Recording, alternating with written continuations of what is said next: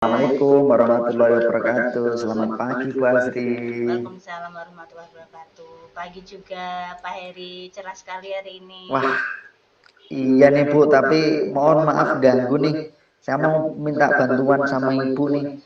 Boleh, anything I can do for you. Saya pengen bercerita nih tentang masalah anak saya. Barangkali Ibu bisa membantu saya begitu. Jadi begini Bu, saya ini agak kebingungan khususnya dalam melakukan tindakan terhadap anak-anak saya di sekolah. Jadi anak-anak kami ini kan kebetulan Aduh, kok putus-putus ya? berasal Suaranya. dari 35 kabupaten yang beragam karakternya. Ada yang suara saya tidak putus-putus, apakah suara itu putus-putus? Apakah masih putus-putus? Iya, tadi saya mendengar Pak Heri suaranya putus-putus dan jadi slow Halo, motion. apakah suara saya masih putus-putus Bu? Sudah enggak ini. Oh, ini masih slow motion juga? Iya, untuk Baik, gambar juga slow saya lanjutkan motion. ya. Jadi anak-anak saya ini kebanyakan kan anak-anak ini padahal saya sudah menggunakan paket kuota mandiri, sudah tidak wifi-nya saya matikan. Masih slow lagi? Masih slow? Pak Heri, Nyun Sewu di mana sih lokasinya? Saya di rumah, cuman wifi-nya kan saya sudah berganti ke wifi paket data kuota internet. Sudah Lancar geng. Oke. Baik, saya lanjutkan ya Bu. Jadi anak-anak saya ini kan kebetulan berasal dari 35 kabupaten, mereka semuanya itu diasramakan dan mereka punya apa ya? Pengalaman riwayat masalah masing-masing, ada yang broken, ada yang anak yatim, anak panti dan lain sebagainya. Nah, kemudian di saat mengikuti pembelajaran di sekolah ini kan mereka dicoba untuk bisa bersatu dengan teman-teman yang lain. Nah, saya ini kebetulan mengajar di kelas 10 untuk mata pelajaran bahasa Jawa itu. Nah, pada waktu saya mengajar ini karena anak-anak ini kan semuanya berangkat dari dalam tanda kutip tidak mengenal yang namanya IT, tidak pernah mengenal yang namanya dunia-dunia perkembangan teknologi begitu. Nah, di saat saya mencoba untuk membawa pembelajaran berbasis IT di sekolah begitu, itu ternyata ada beberapa kendala. Kendalanya itu antaranya adalah anak yang belum bisa atau belum banyak yang paham tentang IT, anak juga terkendala dengan sarana prasarana IT di sekolah dan lain sebagainya, sehingga saat saya mau menerapkan pembelajaran berbasis IT di sekolah ini ternyata terkendala itu, dan anak-anak itu sampai saat ini pun mau upload YouTube itu ada yang nggak bisa, kemudian rekam video itu masih bingung seperti itu. Nah, sehingga untuk pembelajaran saya yang mencoba saya angkat untuk ke pembelajaran berbasis IT agar tidak membosankan itu banyak sekali hambatan. Itu kira-kira gimana Ibu? Oke, baik Pak Heri. Kelihatannya memang harus kerja keras ya untuk bisa memsosialisasikan penggunaan IT. Padahal itu salah satu kecakapan 21st century ya. Nah, sebelumnya sudah pernah nggak Pak Heri itu menggunakan IT dalam pembelajaran? Sudah pernah dicoba belum? Saya sudah pernah mencoba Ibu. Misalnya saya menggunakan pembelajaran dengan berbasis QR code gitu ya. Jadi saya punya beberapa materi dalam bentuk LKPD karena anak-anak juga belum punya buku begitu. Di dalam barcode itu kemudian anak-anak bingung, Pak ini caranya gimana? Caranya nyekin bagaimana seperti itu. Kemudian saya coba arahkan untuk download QR code. Kemudian ada beberapa yang bisa mendownload begitu. Tetapi Setelah itu kan aksesnya juga mereka tidak membawa HP setiap hari ya, jadi tidak bisa media atau pembelajaran berbasis IT secara maksimal begitu. Nah, kemudian di saat saya mencoba memberikan tugas proyek berupa audio visual begitu misalnya, atau saya memberikan kebebasan bagi mereka, itu kebanyakan larinya ke visual semua, ke tekstual, teks semua. Jadi yang berupa audio video itu tidak banyak yang bisa memproduksi ke arah sana begitu. Saya juga sudah mencoba melakukan beberapa usaha, misalnya anak-anak itu saya ajak ke lab komputer begitu, saya kenalkan dengan beberapa peralatan yang dimiliki oleh sekolah seperti kamera, handycam, kemudian lampu tungsten, lampu sorot, kemudian green screen seperti itu. Tapi ternyata juga anak-anak itu masih belum begitu mampu menggunakan karena memang akses tingkat penggunaannya yang rendah, Ibu. Tidak terbiasa menggunakan gitu loh. Baik. Berarti ini merupakan salah satu tantangan bagi Pak Heri sebagai guru ya, harus bisa membumikan teknologi ke pembelajaran Pak Heri. Nah, sebelumnya saya ingin bertanya, apakah sekolah sendiri sudah menyediakan sarana prasarana yang menunjang IT, misalnya adanya WiFi di sekolah? Lalu anak-anak sendiri apakah semuanya sudah memiliki gadget untuk menunjang itu? Kalau sarana itu sudah, Ibu. Jadi alhamdulillah semua tempat itu sudah terkoneksi dengan internet begitu, dan internet di sekolah itu kebetulan juga di hotspotkan sehingga mereka anak itu punya akun masing-masing untuk mengaksesnya. Seperti layaknya orang ke warnet itu mereka menggunakan wifi dengan akunnya masing-masing seperti itu. Tapi yang menjadi kendala memang akses ke accessibility anak untuk waktunya itu memang sangat terbatas. Kebetulan juga sekolah itu sudah memfasilitasi melalui ekstrakurikuler ICT.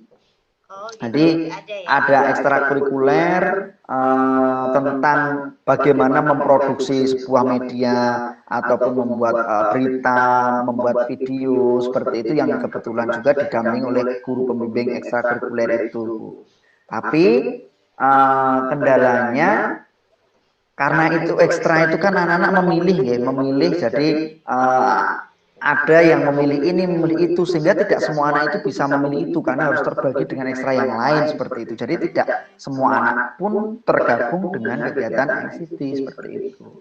Oke, jadi ICT ekstra yang ada di sekolah Pak Heri mungkin hanya salah satu media saja, salah satu cara ya. Tapi sebetulnya itu bisa didukung dengan kegiatan pembelajaran sehari-hari gitu. Nah, untuk kekreativitasan siswa di kelas selain dengan menggunakan teknologi, biasanya Pak Heri menggunakan apa saja? Karena tadi disampaikan lebih banyak suka teks ya, artinya guru-gurunya juga semuanya belum mengeksplor teknologi karena waktu diberi choice pilihan menggunakan audio, visual atau teks, kok anak-anak lebih suka milih teks, dan itu berbeda sekali dengan saya di sekolah. Kalau saya namanya kalau dikasih QR code seneng banget, pagi lari-lari sana scavenger hunt, cari-cari barang seperti itu. Nah, itu bagaimana dengan penggunaan IT selain Pak Heri sebagai guru Jawa, apakah guru lain juga aktif menggunakan? Nah, itu karena memang menurut saya penggunaan atau pembumian gerakan kegiatan digitalisasi itu belum masif, sehingga hanya mata pelajaran tertentu yang kemudian anak-anak ini diajak untuk berkenalan dengan IT. Yang lainnya masih ada yang kemudian hanya menggunakan metode ceramah, ada pula yang kemudian textbook seperti itu, sehingga karena anak ini juga belum terbiasa dengan audio video dengan model-model berbasis digital, itulah kemudian mereka kalau diminta untuk mengerjakan tugas lebih memilih tekstual begitu. Selain itu mereka merasa sarananya kurang. Jadi kalau misalnya mau belajar, pengen nih mencoba belajar membuat produk video audio begitu, Tetapi kebanyakan kesulitan. Tetapi ada juga yang kemarin itu saya lihat satu kelas itu ada satu dua anak yang sudah mulai mengenal capcut, kemudian Camtasia lewat HP. Jadi mereka itu ngeditnya lewat HP, membuat apa itu video apa gitu diedit. Cuman karena satu belum banyak anak yang bisa, dua HP-nya anak yang lain itu tidak support untuk itu, hanya support untuk WA, untuk membuka YouTube saja begitu, karena kebetulan HP-nya itu orang menyebutnya HP kentang ya menyebutnya. Jadi nggak begitu support seperti itu. Oke, baik. Mungkin kalau tadi seperti sarannya Bu Asri tadi, saya akan coba mengajak teman-teman guru yang lain agar lebih terbiasa ya untuk melakukan itu, sehingga anak juga mulai sedikit demi sedikit terbiasa dengan kegiatan berbasis digital gitu ya. Baik. Ya, cara saya tuh benar ya. Kita kalau mau mencapai tujuan kalau sendiri tuh susah, kita harus kolaboratif kan. Nah, usaha lain mungkin yang Pak Edi sudah lakukan, apakah sudah pernah misalnya nembusin ke pimpinan untuk membumikan IT, atau dengan memberi sebuah apa ya, undangan ke orang tua bahwa sekolah sudah mulai melakukan gerakan IT learning, sehingga anak-anak ini wajib nih punya gadget yang agak high tech, jadi biar untuk kalau mendownload aplikasi jadi mudah, jadi pembelajarannya menyenangkan dengan dikemas yang baik lah tujuannya gitu kan, tujuannya untuk siswa gitu. Nah, yang menjadi masalah kan ini sekolah saya khusus Bu Asri, jadi jangankan kok membuat edaran kepada orang tua mengenai anak harus mempunyai HP, bahkan anak diwajibkan membawa HP saja kami tidak berani kan begitu. Mengatakan wajib kan berarti meminta anak untuk dipaksa pengadaan itu, sementara kami concern memang orang tua itu banyak yang yatim piatu, tidak punya seperti itu.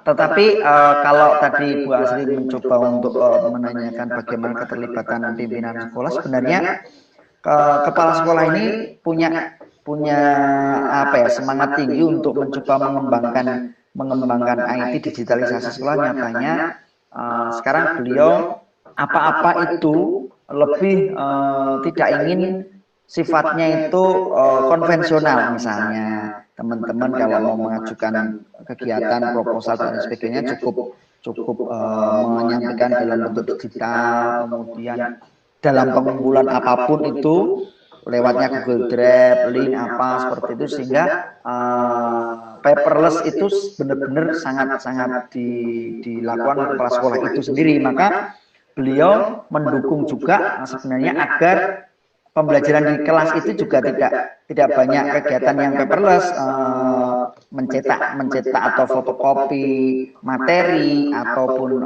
menulis secara manual di book begitu, tapi beliau mengarahkannya agar kecakapan digitalnya anak itu bisa meningkat, karena ternyata anak-anak itu ngetik komputer itu masih 11 jari.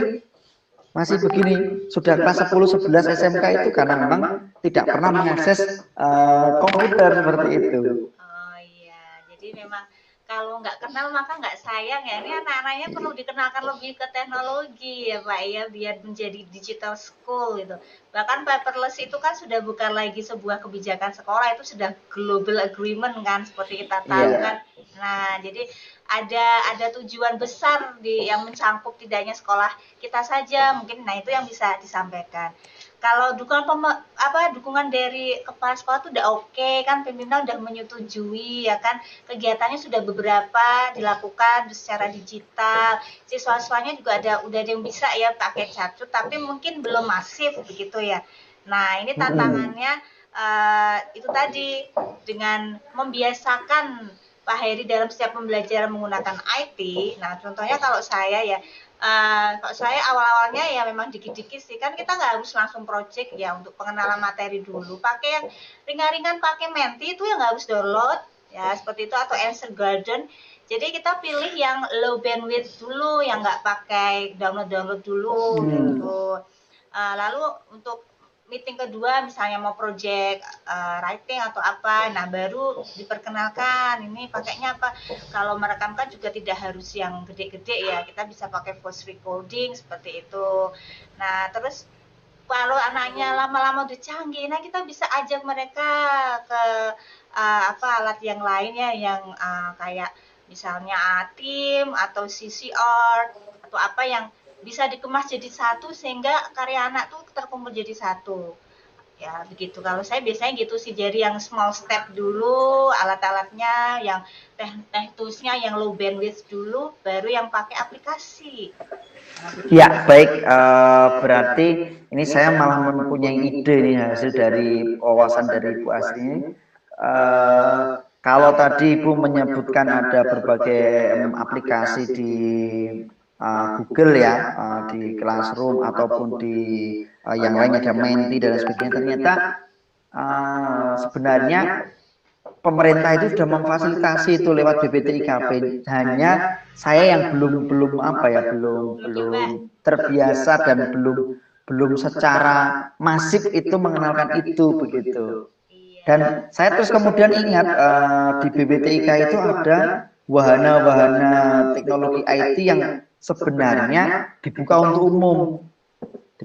Jadi di sana ada apa itu VR, kemudian ada studio ruang semesta, ada studio teknologi yang lainnya, ruang radio dan lain sebagainya. Dan saya kemudian justru tertantang untuk mengajak anak-anak saya ini belajar itu ke tempat lain begitu.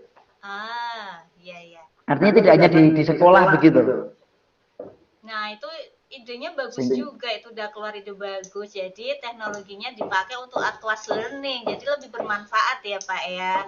Ya kalau saya sendiri biasanya kalau sudah ada Atlas Learning, itu mereka bikinnya mentah dulu, baru nanti diolah pakai application seperti itu. Kita ya kalau kami sekolah swasta sih memang harus variatif ya, kalau nggak gitu nanti nggak laku soalnya sekolahnya. Jadi teknologinya harus macam-macam gitu.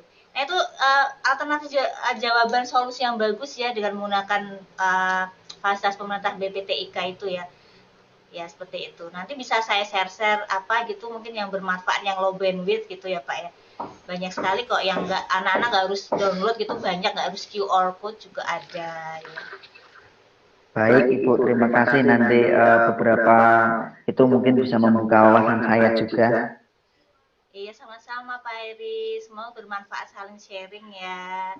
Jangan lupa untuk parenting programnya, saya rasa orang tua juga perlu di follow up ya, kemajuan siswa. Ini loh yang sudah pakai teknologi hasilnya seperti ini, mohon dukungan ibu bapak orang tua untuk membantu sekolah meningkatkan kemampuan IT siswa begitu. Nah itu yang juga menjadi kendala Ibu. Di saat kami ini pengen mengadakan komunikasi dengan orang tua, ini kan kebetulan orang tuanya banyak yang tipe pekerja keras ya.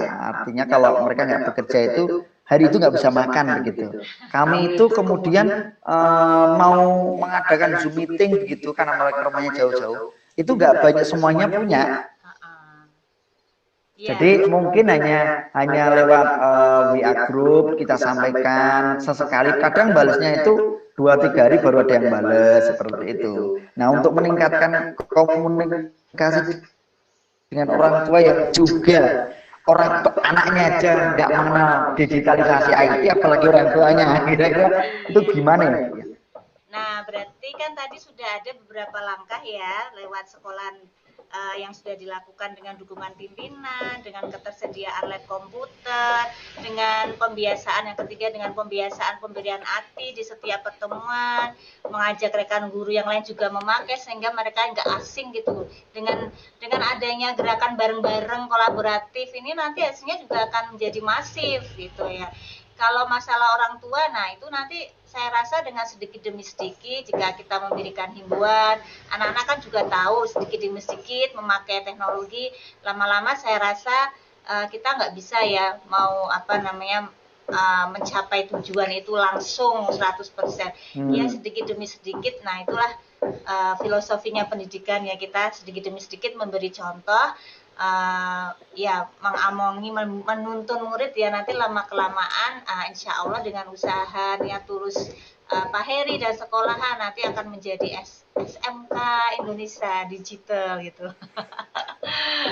Baik, terima kasih sekali Bu Asri. Jadi hari ini setelah saya ngobrol-ngobrol, dapat arahan dari Bu Asri ini, saya punya gambaran dan punya sedikit semangat baru untuk melakukan tindakan-tindakan lain, rencana-rencana lain, dan kegiatan-kegiatan lain yang juga untuk meningkatkan digitalisasi pada anak saya ini lebih meningkat. Matur nuwun sangat Bu Asri Ya, atas masukannya. Iya. Semoga bisa berjumpa lagi di lain waktu. Begitu, nggih. Nggih. Terima kasih. Assalamualaikum. Waalaikumsalam warahmatullahi